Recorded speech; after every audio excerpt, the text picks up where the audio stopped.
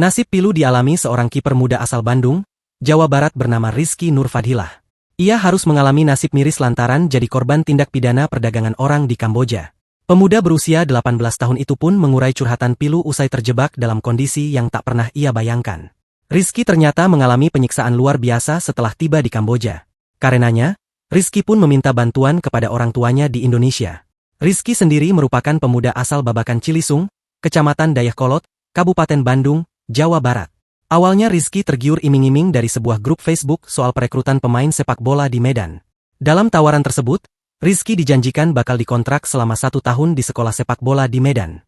Minat dengan tawaran tersebut, Rizky pun berangkat dari Bandung menuju Jakarta pada 26 Oktober 2025. Terkait keberangkatan Rizky, sang ayah, Dedi Solehudin mengurai cerita.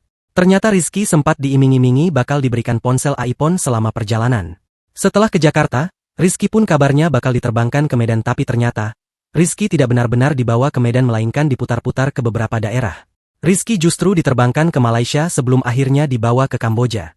3 hari kemudian, Rizky baru bisa mengabari sang ayah. Yakni pada 29 Oktober 2025, Rizky bercerita ke Dedi kalau ia sedang berada di Kamboja. Padahal awalnya agen tersebut menjanjikan akan membawa Rizky ke Medan, lalu ke Bali.